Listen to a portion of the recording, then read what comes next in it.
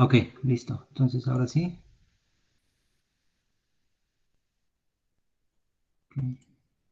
Listo. Muy bien. Entonces, a ver, ayer con este José Antonio comenzaron a ver transformaciones lineales, ¿no? Comenzaron a ver la definición de transformaciones lineales y algunas propiedades. Entonces, nada más para recordar, voy a enunciar de nuevo la definición de transformación lineal.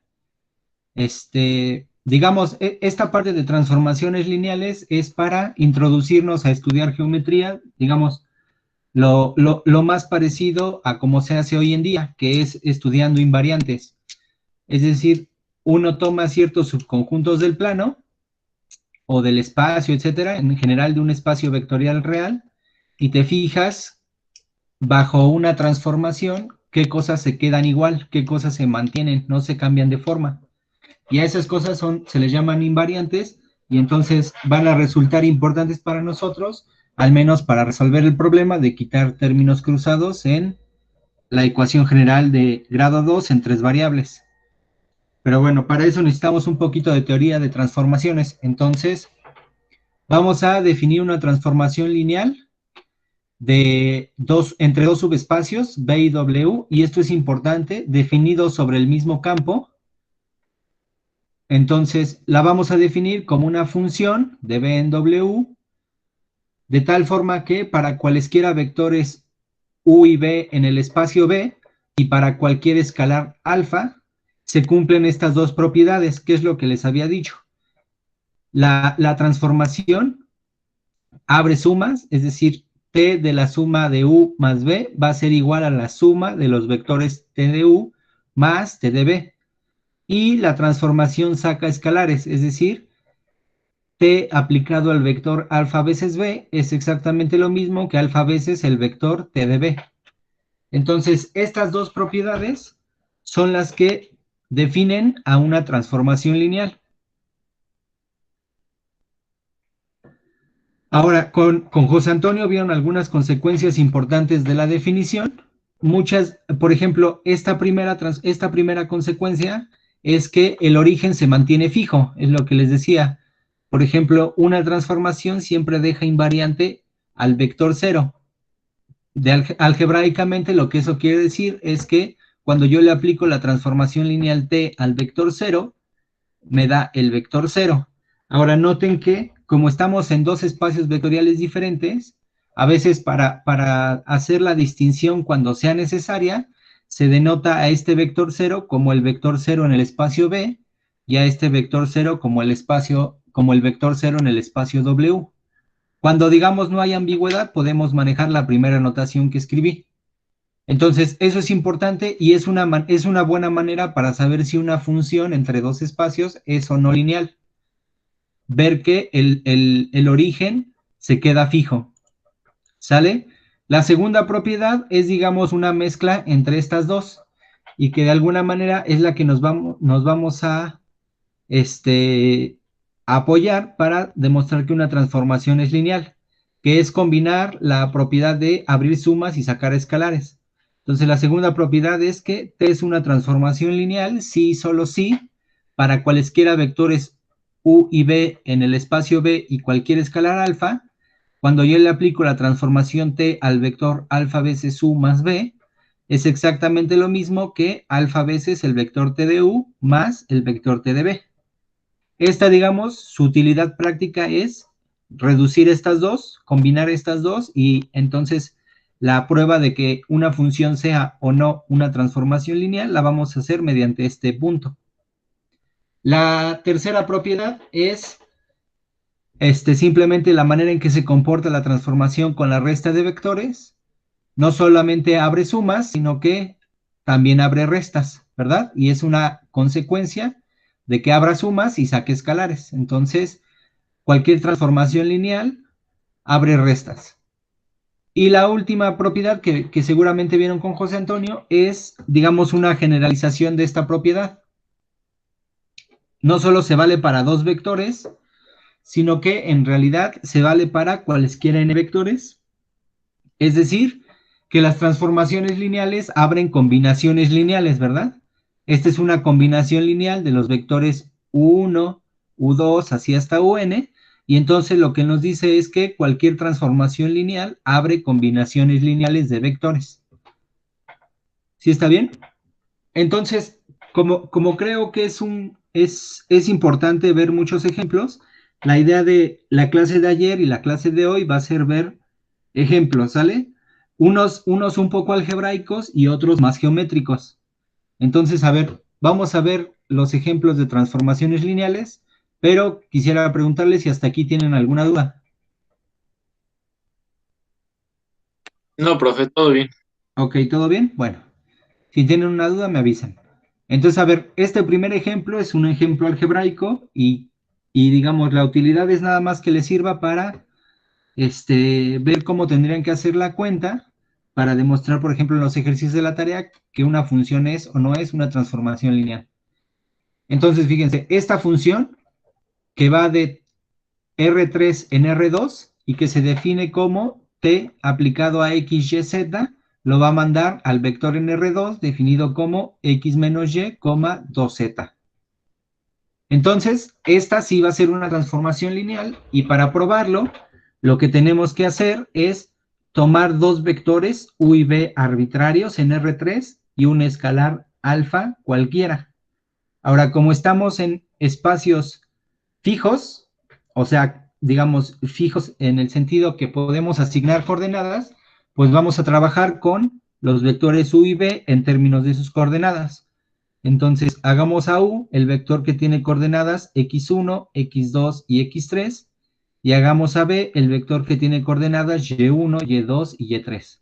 Entonces, fíjense, por un lado, si yo calculo este vector, alfa veces U más B, pues va a ser nada más aplicar las propiedades de suma de vectores y producto por escalar, es decir, es multiplicar alfa por cada una de estas entradas y sumarlo con este vector, entonces me va a dar este vector.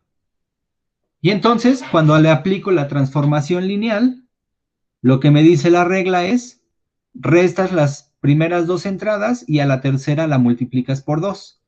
Entonces, cuando yo aplico la transformación lineal, va a ser restar la primera entrada, restar la segunda entrada de la primera entrada y multiplicar por 2 la tercera. Entonces, fíjense, lo único que tengo que hacer entonces es reacomodar para obtener lo que quiero. Noten que aquí aparece alfa con este término de aquí y aquí aparece alfa con este término de aquí. Entonces puedo factorizar alfa con x1 y va a ser menos x2 por el signo de aquí. Y por último me va a quedar más y1 menos y2 por el signo de aquí, coma, dos veces este vector de aquí, ese se queda igual. Por otra parte, fíjense que cuando calculo alfa veces el vector t de u más t de b, ¿qué es lo que obtengo? Bueno, expreso a u en términos de sus coordenadas y a b en términos de sus coordenadas, y entonces lo que me dice la transformación es que reste la segunda coordenada de la primera, aquí está, x2 menos x1, y a la tercera la multiplico por 2, aquí está. Y lo mismo lo hago con la transformación aplicada a este vector. Entonces resto y2 a y1 y multiplico por 2 a y3. Si lo sumo entrada a entrada, una vez que considere el producto por escalar, fíjense, este alfa va a multiplicar a x1 y va a multiplicar a este término de aquí. Entonces, cuando yo, bueno, también va a multiplicar a este, ¿verdad? Entonces, cuando yo lo multiplique por este vector, voy a poder factorizar alfa. ¿Sí están de acuerdo? Factorizo alfa de aquí, aquí está esta diferencia de vectores, y nada más le voy a sumar y1 menos y2, aquí está. Y por otro lado voy a tener 2 veces, ¿verdad? Alfa veces x3, aquí está alfa veces x3, sumado con y3. Y lo que factoricé fue el factor común que obtengo del 2, ¿verdad? Aquí tenía este 2 de aquí, y aquí tengo este 2, entonces por eso lo factoricé aquí. Y entonces contrasten esta ecuación esta última línea con la última línea de arriba y se observa que son la misma. Entonces estos dos lados son lo mismo y entonces se cumple la definición de una transformación lineal. ¿Sí está bien? ¿Sí se entendió, muchachos? Ok. Sí. Continuamos con el segundo ejemplo. Este ejemplo ya es un poco más geométrico. Entonces, vamos a tomar B, un espacio vectorial sobre los números reales, y vamos a tomar K, un número positivo. Entonces, vamos a decir que una homotecia de razón K, o también llamada transformación de semejanza, es una función H sub K de B en sí mismo, definida como a cada vector B, la función H sub K lo envía a K veces el vector B. Es decir, es la multiplicación por escalar, pero por el factor K. Y entonces, fíjense, la acción geométrica que hace esta función a cada subconjunto del espacio vectorial B es agrandar o achicar los subconjuntos dependiendo de la K. Si K es mayor que 1, lo que va a hacer es expandir los conjuntos que yo me tome del espacio B. Y si K es mayor que 0, pero menor que 1, lo que va a hacer es, los va a hacer más pequeños, los va a contraer. Es decir, va a tener un efecto de este tipo, fíjense. Si K es mayor que 1, por ejemplo, si K es 2, lo que hace es aumentar en 2 este cuadradito, ¿verdad? Lo aumenta en 2, lo hace más grande. Pero si K es más, está entre 0 y 1, lo que hace con un cuadrado, digamos de esta longitud, es hacerlo más pequeño. ¿Sí están de acuerdo? Fíjense que, salvo por el caso K igual a 1, todo tiene este efecto, o lo hace más grande o lo hace más pequeño. Y cuando K es igual a 1, esta función en realidad se convierte en la identidad. Entonces, eso nos permite concluir que si K no es 1, entonces la distancia entre los puntos no se va a preservar bajo la acción de la transformación H sub K. ¿Qué quiere decir eso? Que cuando yo calcule la distancia entre puntos, una vez que le apliqué la transformación, no va a ser la misma que la distancia original que tenían los puntos. Aquí se ve claramente. Fíjense, la distancia entre estos dos puntos, digamos, sería la longitud. Ay, disculpe. La distancia entre estos dos puntos sería la longitud del segmento de esta diagonal.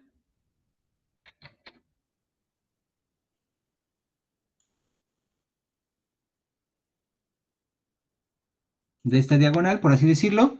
Mientras que la distancia de estos dos puntos, que digamos, vamos a ponerlos así, que son paralelos,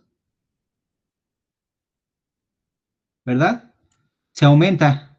Entonces, quiere decir que las distancias no se van a preservar bajo la acción de una transformación lineal de semejanza o bajo una homotecia.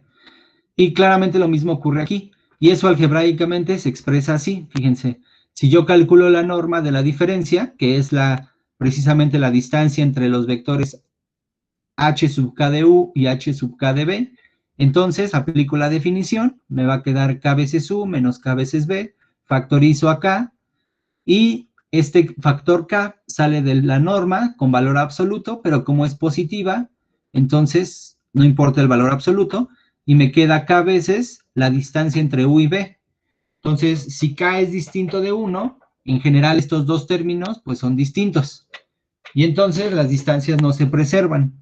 Eso es algo importante porque nosotros queremos que las cosas sí se mantengan fijas. O sea, por ejemplo, cuando veamos lo de quitar términos cruzados, una cosa que nos va a interesar es que cuando nosotros apliquemos una transformación que se va a llamar rotación o una reflexión, las figuras no cambien bajo la acción de esas transformaciones, para que entonces estemos seguros que la ecuación, aunque sí cambia, una tiene términos cruzados y la otra no, el subconjunto del espacio que se va a obtener es el mismo.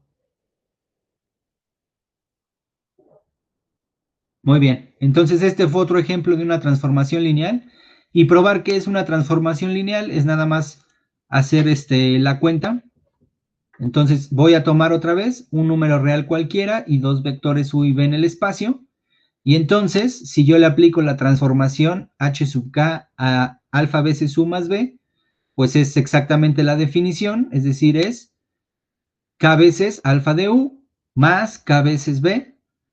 Como puedo asociar como yo quiera el producto por escalar, esto es alfa veces KU más KB, y esto precisamente es H sub K aplicado al vector U, y este último de acá es H sub K aplicado al vector B.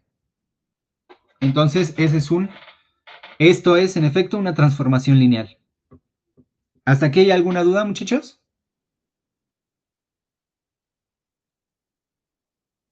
Todo bien. No, todo bien. ¿Todo bien? Ok. Bueno, a ver, vamos a ver otra transformación geométrica.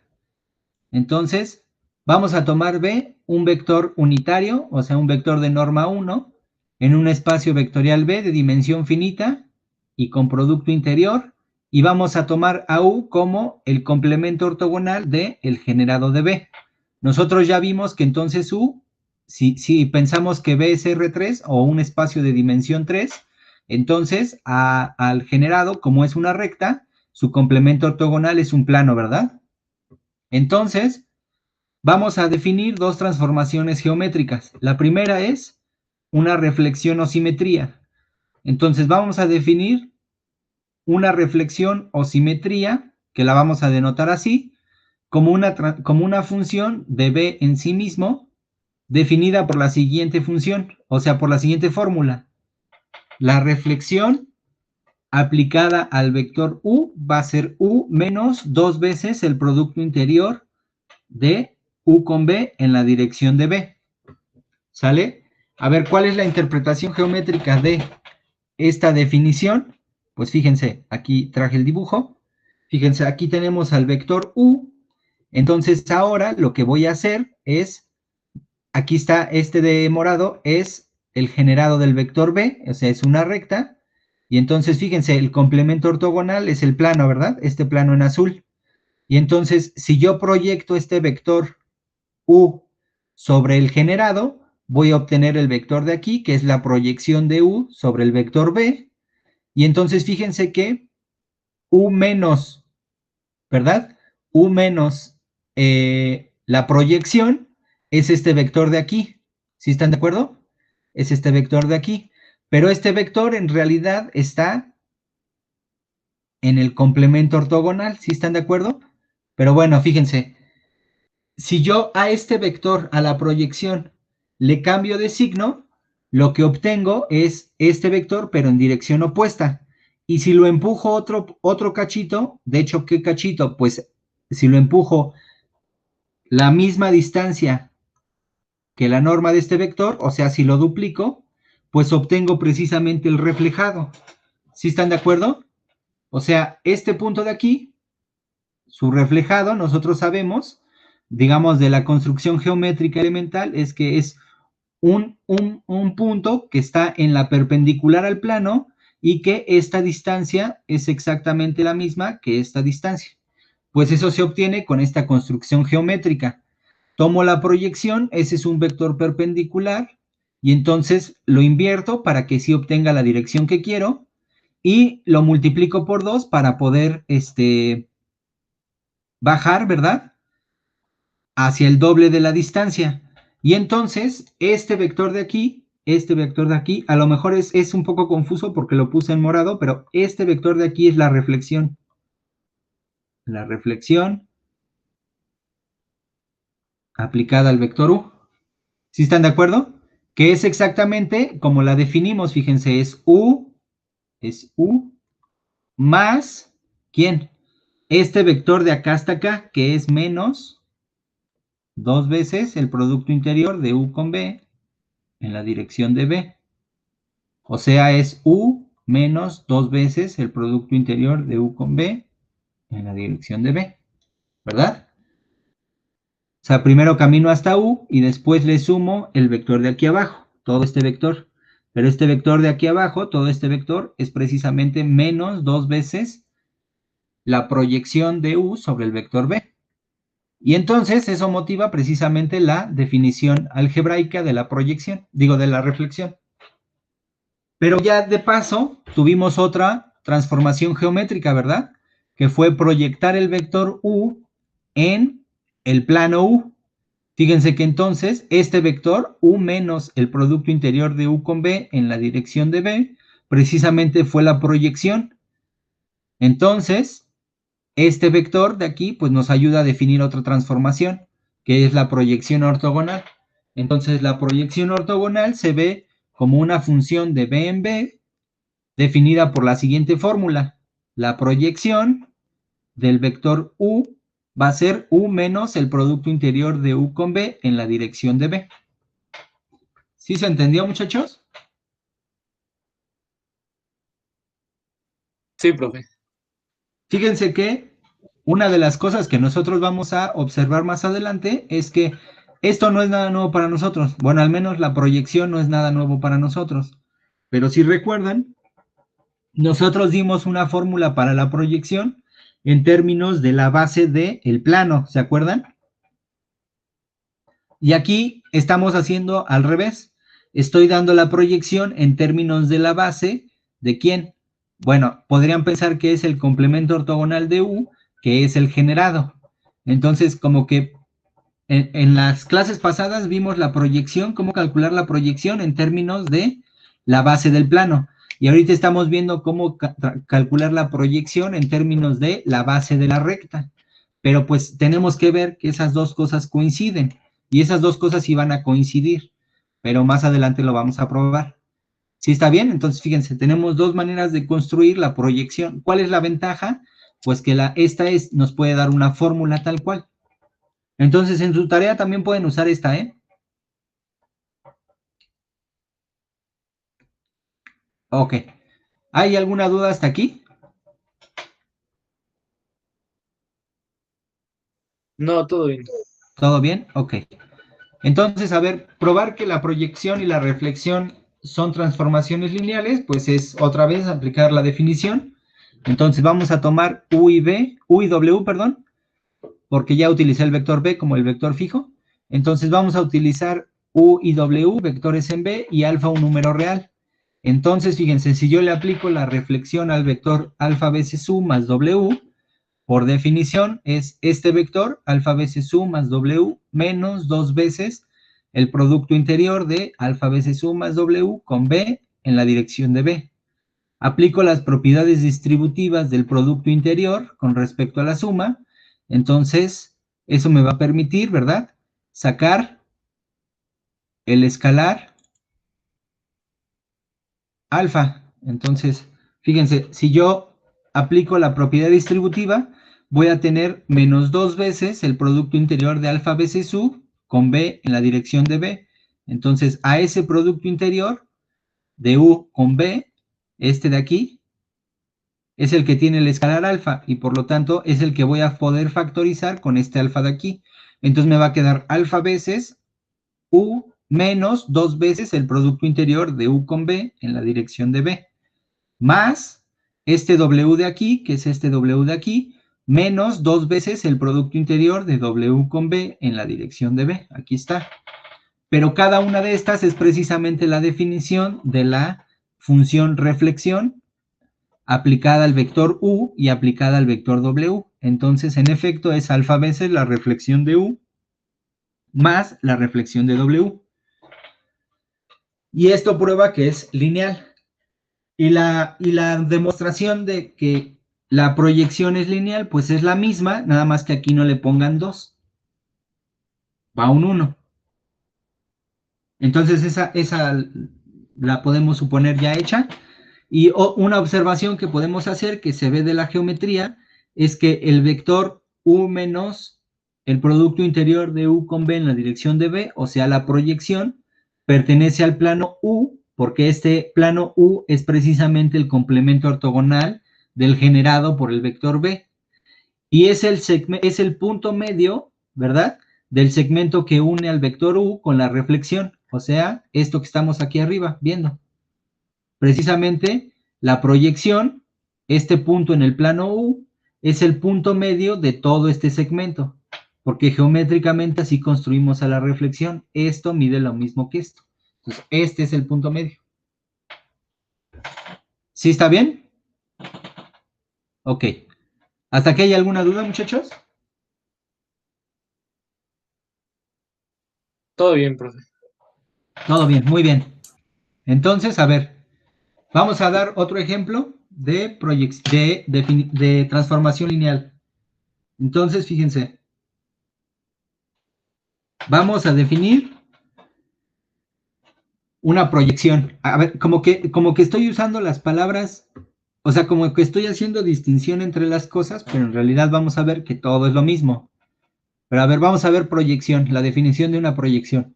Entonces vamos a tomar B, un espacio vectorial, y vamos a tomar U1 y U2, subespacios vectoriales de B, de tal forma que B se ve como la suma directa de U1 y U2. ¿Recuerdan qué es la suma directa de U1 y U2? ¿O quieren que lo recuerde? Que uno esté en el espacio uno.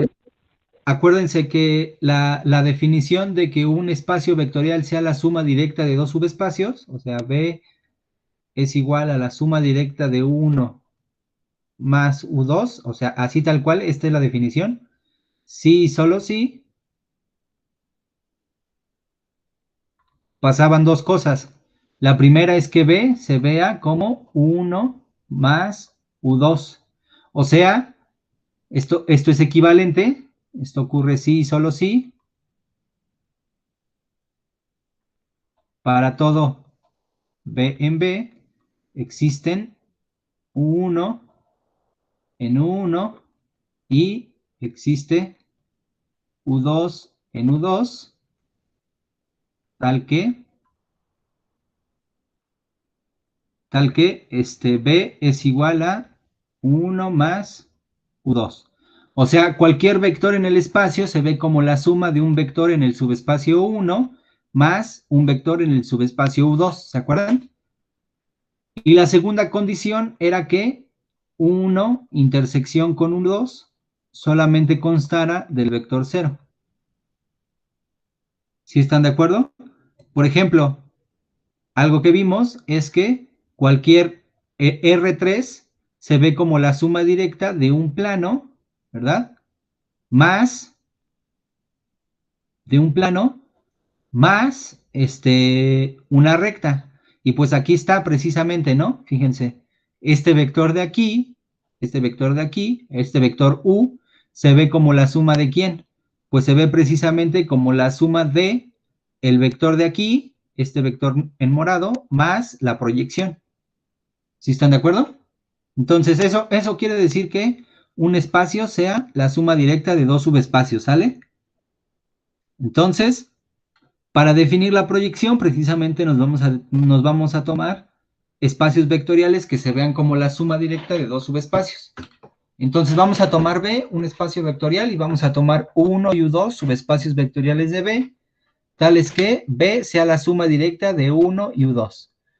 Entonces, una función T del espacio en sí mismo se llama proyección de U1, proyección sobre U1 a lo largo de U2, si para cada vector B que se puede ver como la suma de U1 más U2, donde U1 es un vector en el subespacio 1 y U2 es un vector en el subespacio U2, lo que le hace la transformación a cada vector B es simplemente enviarlo al vector 1, o sea, al vector que vive en el subespacio 1.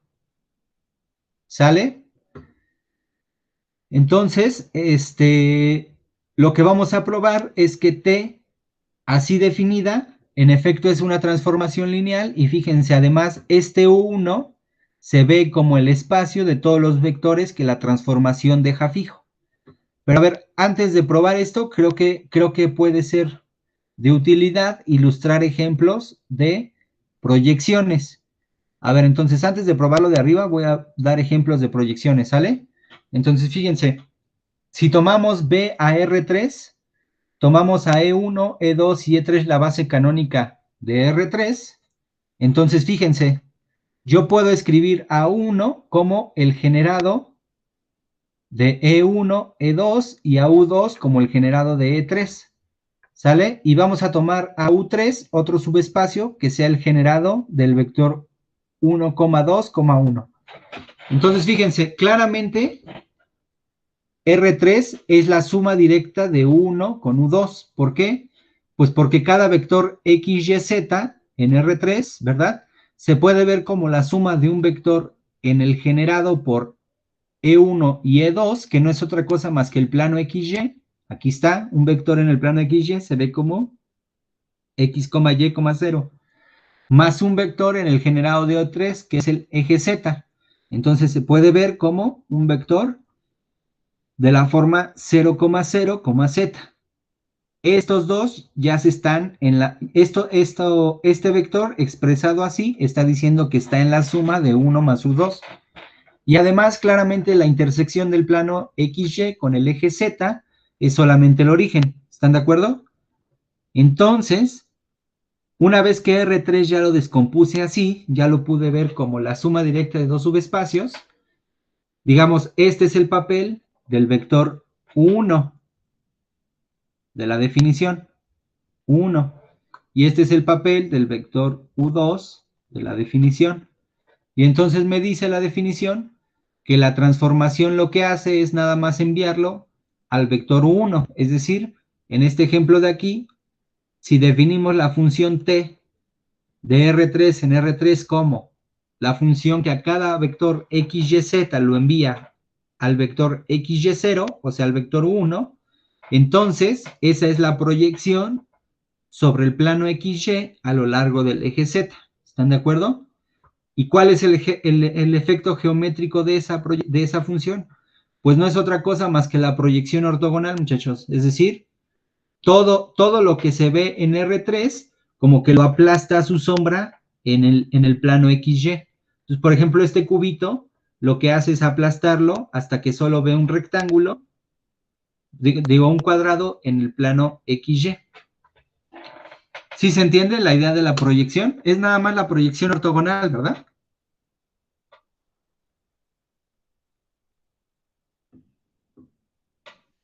¿Sí se entendió el primer ejemplo de proyección? Sí. Pero ahora fíjense, podemos obtener otro ejemplo de otra proyección. ¿Qué ejemplo? Pues precisamente este. Utilizando el subespacio U1 y U3, fíjense que R3 también es la suma directa de estos dos subespacios. ¿Por qué? Pues porque cada vector x, y, z se puede ver como el vector x menos y menos 2 veces z, 0, más el vector z, z, z. ¿Están de acuerdo?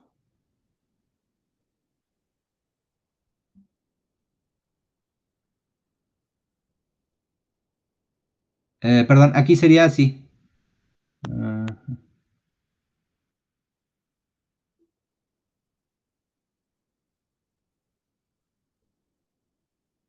Aquí, así, ¿verdad? 2. Sí, ¿verdad? Para que sea el generado. Acuérdense, U3, ¿quién es? U3 es el generado del vector U1, 2, 1. ¿Están de acuerdo?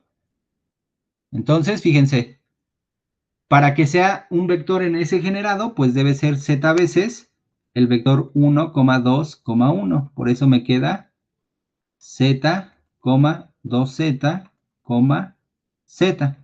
Y si yo se lo sumo a este vector de aquí, pues claramente me da el vector x, y, z. ¿Sí están de acuerdo todos? Ok. Y además, su intersección, si nada más es el vector 0. Eso lo pueden probar ustedes, pero en realidad no es difícil.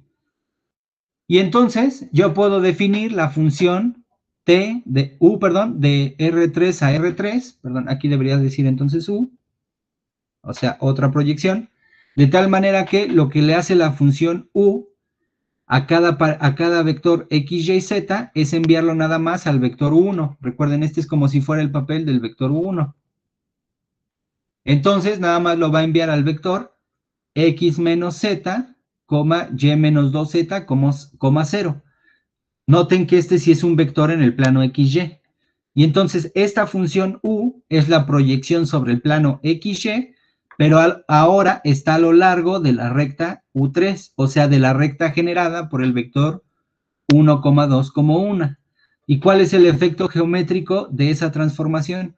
Pues lo que hace es como proyectar a este cubito en el espacio a esta figura que en realidad es plana, pero se ve tridimensional, ¿verdad? Es lo que les decía el viernes. Es como lo que ustedes me preguntaban de cómo se podría ver R4. Y yo les decía que en realidad no puedes ver R4, pero lo que uno se hace para imaginar cómo son las cosas en dimensiones superiores es proyectarlas.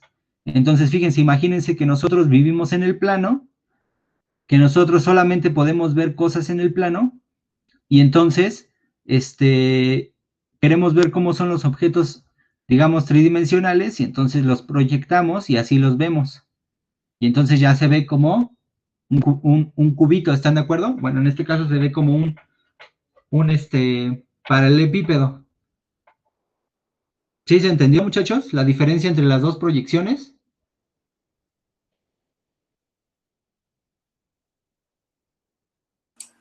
Sí. ¿Sí? ¿Los demás? ¿Todo bien? ¿Vamos bien hasta aquí?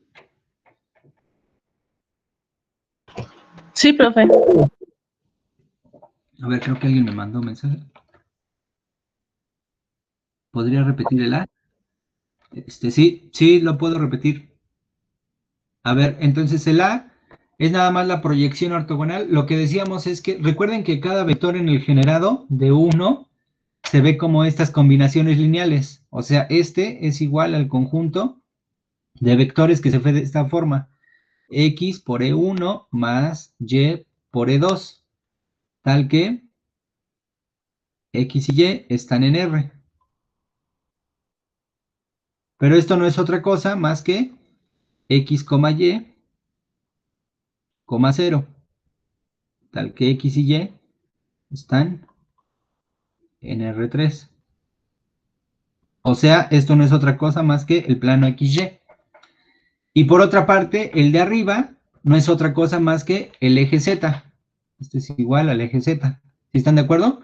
¿Por qué? Pues porque cada vector de aquí se ve como, o sea, cada vector aquí se ve como Z veces el vector E3, que es el vector 0, 0, 1, al que Z está en R.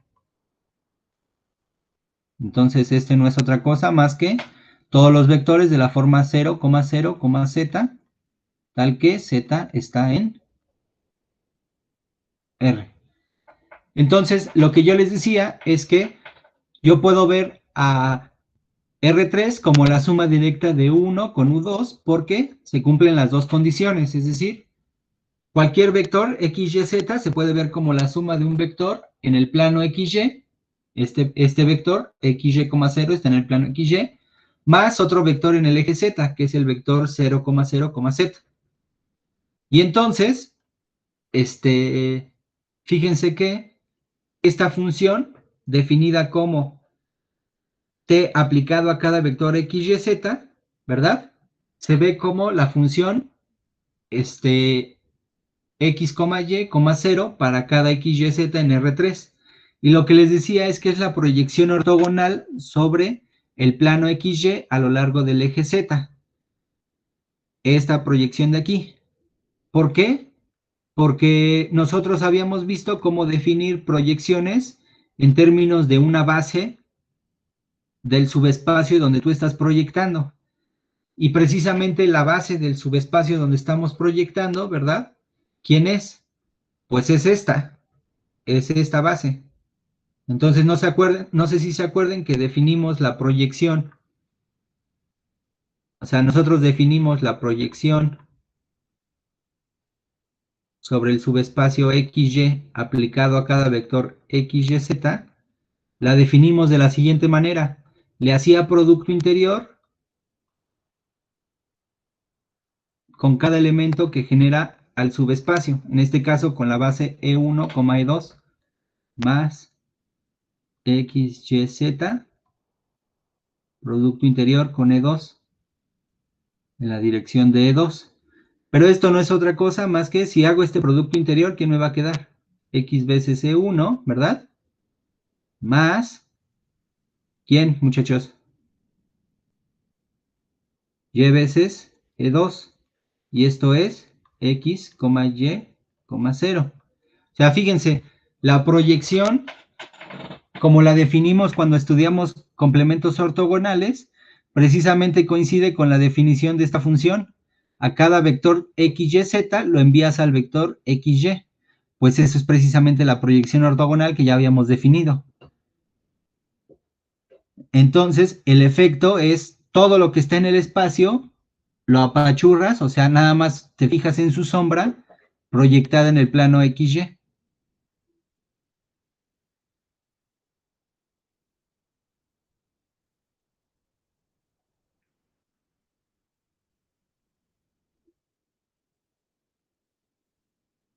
¿Sí se entendió, muchachos? Sí, sí se entendió. Al que me había preguntado, ¿sí quedó más claro? ¿Quién me había preguntado? Sí, se queda más claro. Ok. Ok, muy bien. Pues a ver, para probar que estas dos funciones son, más bien, que una proyección así definida, en efecto es una transformación lineal, pues vamos a probarlo. Y para eso, pues lo mismo de siempre. Tomamos dos vectores, u y b, en el espacio B y alfa un escalar, ¿sale? Entonces, fíjense, lo que tenemos que usar todo el tiempo es que B es la suma directa de los subespacios U1 y U2. Entonces, fíjense, como U y B son vectores cualesquiera en B, para ellos existen vectores U1 y B1 en el subespacio 1 y U2 y B2 en el subespacio U2, de tal manera que U se puede ver como U1 más U2 y B se puede ver como B1 más B2. Entonces, fíjense, si calculo el vector alfa veces U más B, esto es tomar alfa veces U1 más B1, o sea, porque en realidad esto sería así, ¿no? Sería igual a alfa veces U1 más U2 más B1 más B2. Entonces, fíjense, en realidad este alfa de aquí, los factores que lo tienen es U1 y U2. Pues aquí está, ¿verdad? Alfa con U1 y... ¿dónde está? ¿Dónde está?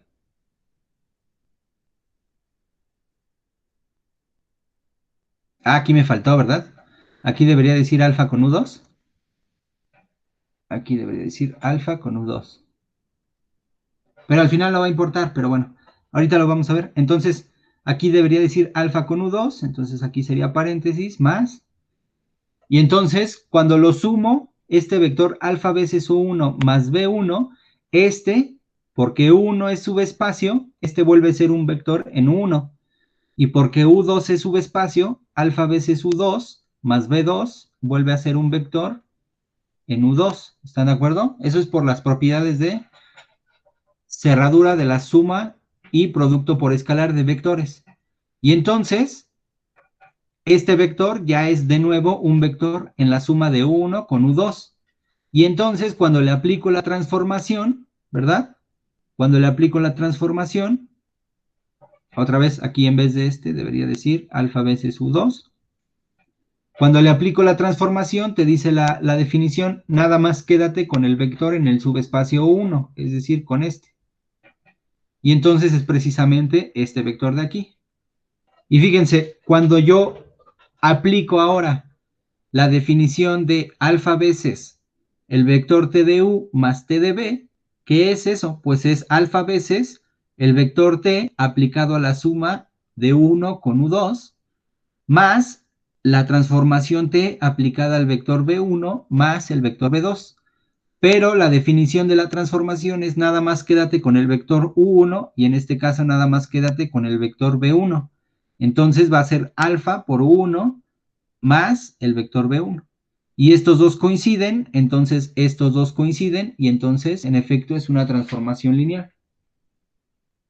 ¿Sí está bien? ¿Se entendió, muchachos? Sí, profe. Ok, creo que alguien escribió. Muy bien.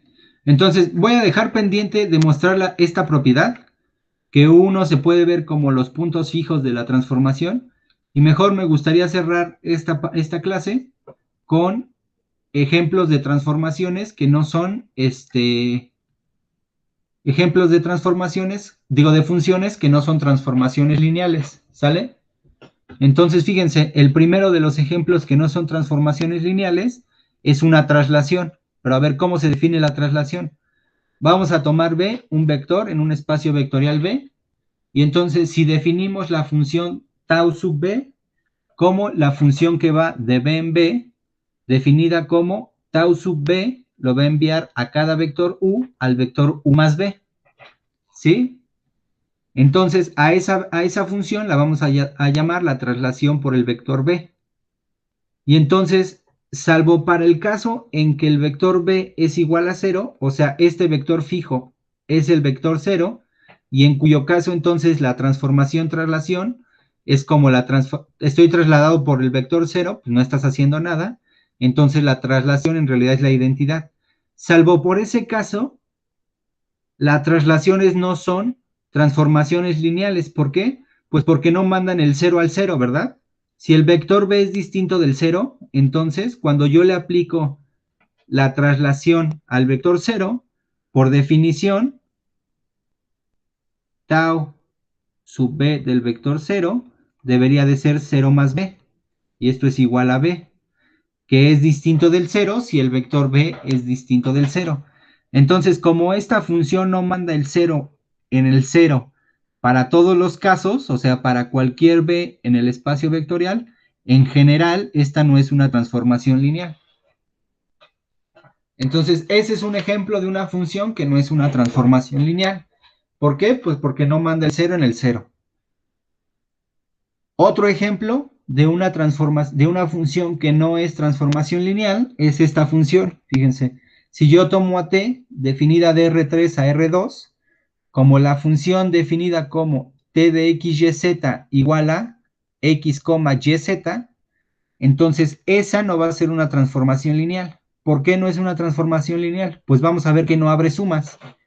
Fíjense, si yo le aplico t al vector 0,1,1 más el vector 0,1,1, o sea, si yo le aplico el vector t, si yo le aplico la transformación t al vector 0,2,2, ¿verdad? La definición que me dice que esto es 2, el vector 0, porque es la coordenada en x, aquí está, la coordenada en x es 0, y después multiplicas las coordenadas en y y en z, 2 por 2 es 4, aquí está. Por otra parte, fíjense que cuando yo los calculo de forma separada, o sea, cuando yo calculo t de 0,1,1 más t de 0,1,1, el primero que me dice la transformación, la definición de la transformación, que esto es 0,1 por 1, o sea, es 0,1. Y este es lo mismo, entonces es 0,1 más 0,1, pues esto es 0,2 y claramente estos dos no son el mismo. Noten que este ejemplo también está probando que en realidad no saca escalares, pues no nos saca escalares porque t de 2 veces el vector 0,1,1 fue distinto de 2 veces el vector t del 0,1,1. Pues tampoco saca escalares. Y el mismo contraejemplo lo prueba. ¿Sí está bien? Y un tercer ejemplo de una transformación, de una función que no es lineal, es la función definida como la norma de un vector. Fíjense, si yo defino la transformación t de un espacio vectorial B en R como lo que hace la transformación a cada vector B es enviarlo a su norma, fíjense que entonces claramente esta función tampoco abre sumas, ¿verdad? Porque en general es fácil encontrar ejemplos donde no es cierto que t de B más U, o sea que la norma de B más U sea igual a la norma de B más la norma de U. En general esto no pasa, ¿verdad?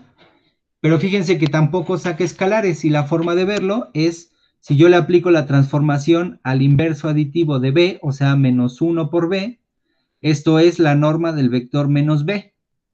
pero esa norma, como no distingue entre signos, pues esto es la norma de B. Y por otro lado, menos 1 por el vector T de B es menos 1 por el vector, es menos 1 por la norma de B. Y entonces, como en general la norma de B no es la misma que la norma de menos B, perdón, la norma de B no es lo mismo que menos la norma de B, entonces no saca escalares. Entonces, esta no es un ejemplo de una transformación lineal. ¿Sí? ¿Está bien? Sí, profe, está bien. Ok. Bueno, pues creo que vimos muchos ejemplos. Ayer vieron otros con José Antonio, entonces espero que todos estos ejemplos les hayan ayudado a más o menos familiarizarse con la definición de transformaciones lineales y sobre todo que utilicemos ejemplos que sean motivados por argumentos geométricos. Al menos vimos la reflexión y la proyección, las traslaciones que no son transformaciones lineales, pero que más adelante sí van a ser muy importantes. Y el mañana vamos a ver, ¿cómo se llama? Vamos a ver rotaciones, cómo se definen las rotaciones, ¿ok? Entonces, vamos a dejarlo hasta aquí por hoy, porque ya estamos sobre la hora, y nos veríamos el día de mañana. Vale, gracias, profe. ¿No tienen alguna duda? En ¿Todo el bien? momento- Bueno, si no, recuerden que todo esto ya lo puse en las notas.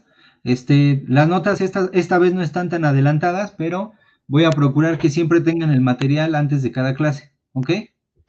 Entonces, bueno, por si lo quieren checar los detalles en las notas, entonces lo pueden revisar. Y les digo que al ratito subo las clases para que ya las tengan disponibles. Entonces, nos veríamos mañana, muchachos. Cuídense. Vale, gracias, profe, igual que descanse. Hasta luego, cuídense. Gracias. Hasta mañana. Hasta mañana.